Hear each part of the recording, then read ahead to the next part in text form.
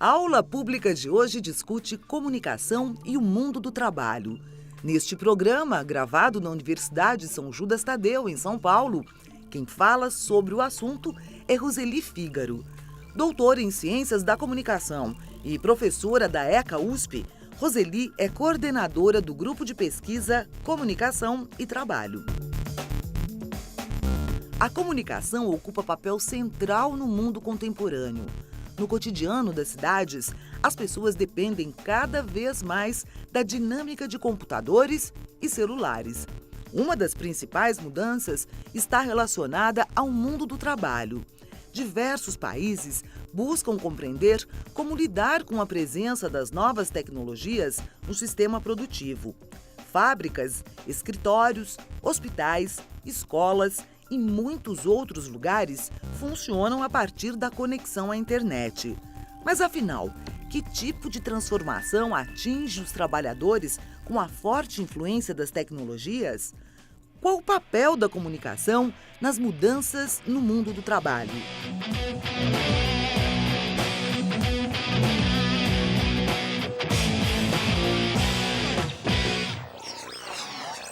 Se você pensar bem, é impossível trabalhar sem se comunicar. Desde as coisas mais simples, das interações que você tem que fazer com o seu colega.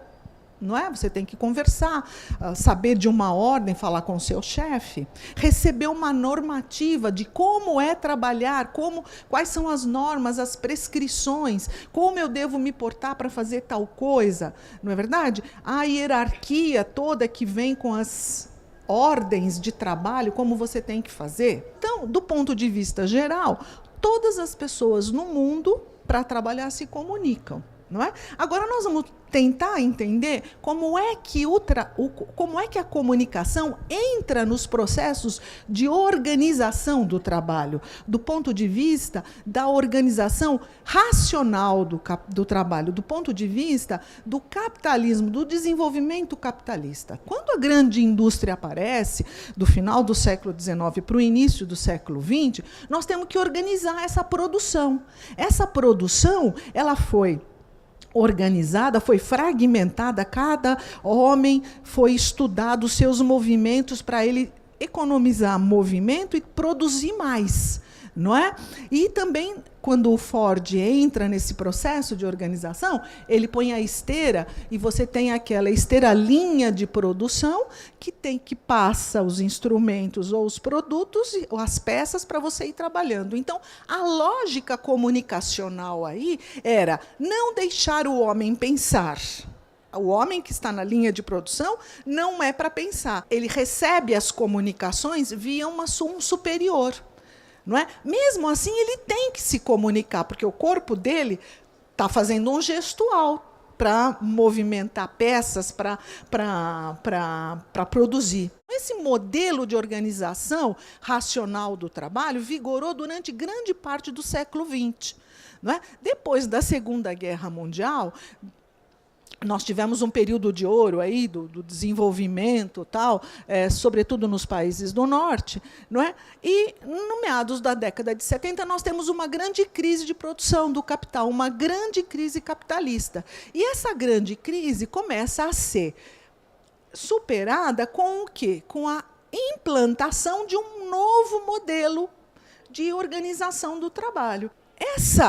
Essa mudança, ela vai introduzir o quê no mundo do trabalho? Ela vai introduzir uma outra lógica. Agora o trabalhador é obrigado a falar. Vai introduzir um novo dicionário. Esse modelo chamado toyotista, que é um modelo de qualidade total, que vem com um novo discurso. Então, você agora não é mais um peão na linha de produção, você é uma equipe, um time, e você tem um dicionário, um vocabulário próprio, você tem que falar, você tem que ter autonomia, você tem que ser criativo, você tem que ser inovador, você tem que ser colaborador, você tem que ser empreendedor de si, você tem que ser gestor. Então, isso é uma lógica de racionalidade da produção produção do trabalho. Então, todo o processo que se instala a partir da nova organização do trabalho a partir dos anos 70, no Brasil vai se dar mais a partir dos anos 80. Eu fiz a minha pesquisa na Mercedes-Benz nos anos 90, quando eles estavam instalando o projeto 2000. Isso era em 1994, que era exatamente essa reestruturação produtiva, não é? Então, nós somos colaboradores, era proibida a palavra empregado, funcionário, e você tem que assimilar, tá certo? Um novo dicionário. E essas palavras todas, elas vêm deslocadas de sentidos, elas vêm com um sentido ideológico, de adesão a esse processo, a essa ideia do produzir muito, né, para garantir a sua empregabilidade, e uma ideia de qualidade. O que é a qualidade? Aquilo que dá maior produtividade em menor tempo. Isso que é qualidade. Se vocês pensarem nisso, que estava lá na fábrica, nos anos 90, começava aqui nas grandes metalúrgicas, nas grandes fábricas do Brasil, hoje está na nossa vida. Se você pensar, a escola para o teu filho, para o teu sobrinho, para o teu irmãozinho, a escola dele está ensinando a ser empreendedor, a ser gestor, a ter esse controle. A tua faculdade está fazendo isso também com você. A tua família, você vai pensar na sua casa, você vai pensar assim. Então, são lógicas comunicacionais adotadas por um processo produtivo que aumenta muito, muito a lucratividade do capital, tá? Porque incorpora toda a sua vontade, todo o seu tempo para o trabalho, não é? E leva isso para toda a sociedade. Não fica só na fábrica, não fica só no escritório, não fica só no banco. Vai para todos os lugares da vida. Até quando você está namorando, você está pensando nisso, não é? Muito bem.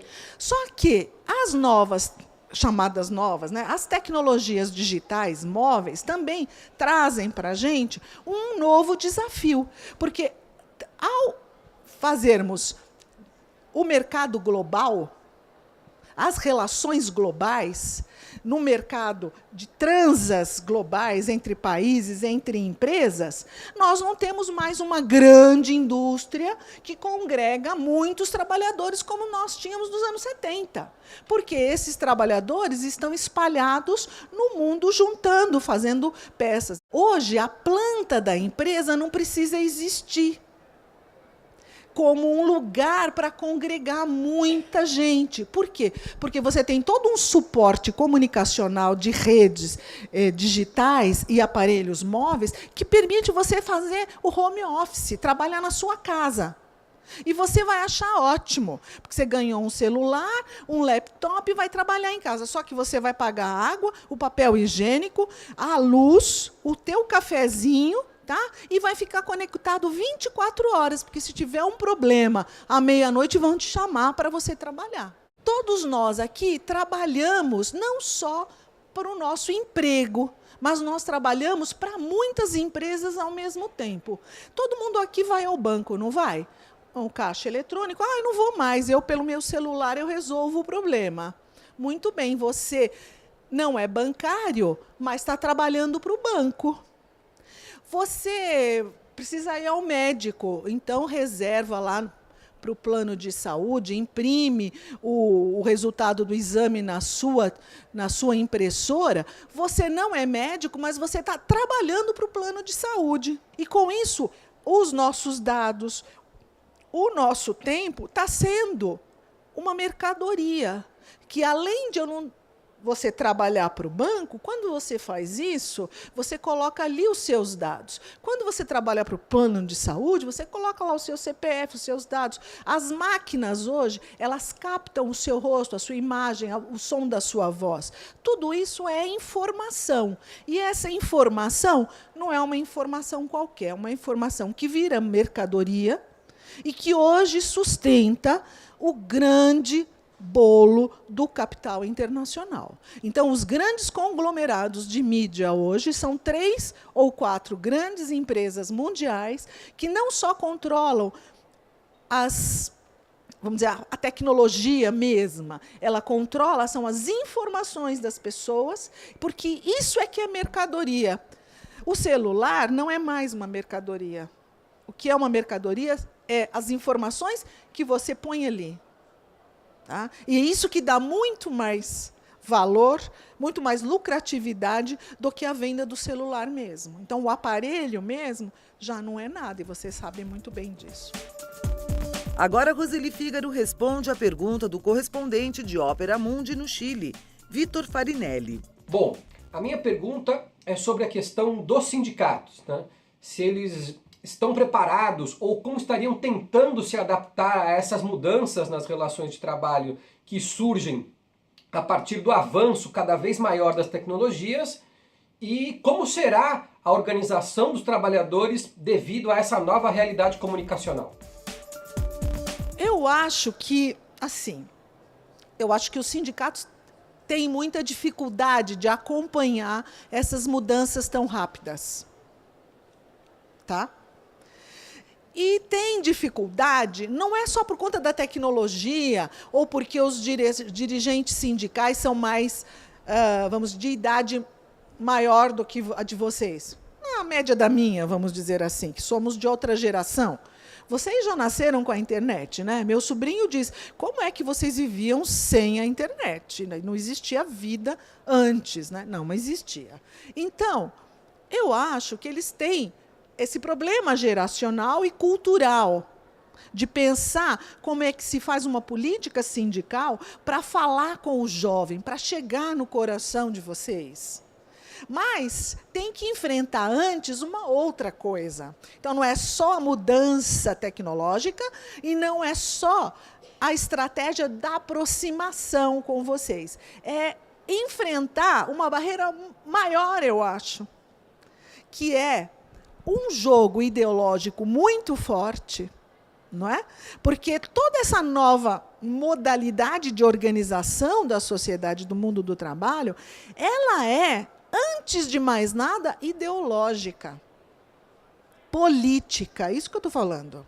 A organização do trabalho nunca foi um processo técnico, como dizem para a gente. Não existe técnica sem ideias. A técnica não vem do Espírito Santo, vem da produção humana, do conhecimento, e esse conhecimento é sempre ancorado, tá certo? Na história, numa sociedade. Então, está sempre ancorado em ideias, em pontos de vista, em valores. Não é?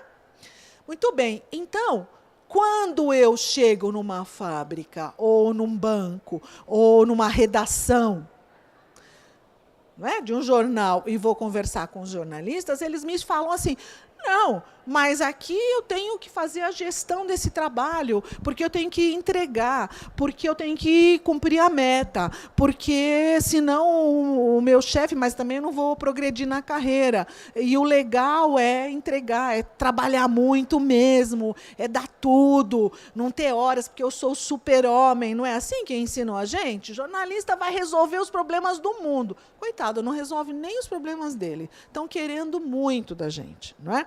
Então, tem o problema, sobretudo, de uma cultura e de uma política e de uma ideologia que está na sociedade e que é dominante e que nos ganha para achar que é natural não termos mais emprego, só termos salário. Que o legal mesmo é trabalhar 24/7. Que o legal mesmo é ser empreendedor de si próprio, sem nenhum direito. A gente acabou naturalizando isso. Façam vocês um exame de consciência.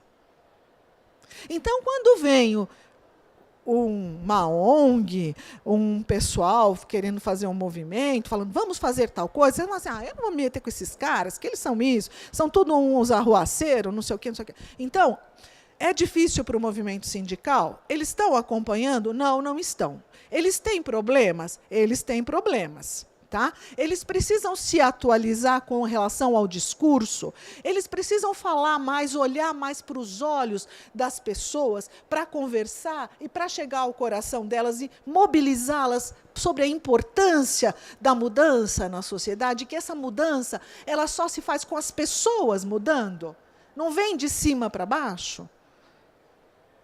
eles precisam, mas também nós precisamos entender que não é fácil a posição em que eles estão, porque eles remam contra a maré. Imaginem uma cachoeirona lá, a Catarata do Iguaçu, e você remando, não é, contra a força da corrente.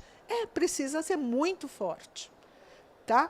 Então, eu acho, colega chileno, que nós temos muito que batalhar no movimento sindical para dar as respostas. Temos muito a fazer. Sobretudo, o movimento sindical e o movimento popular tem que estar na rede social. Não é?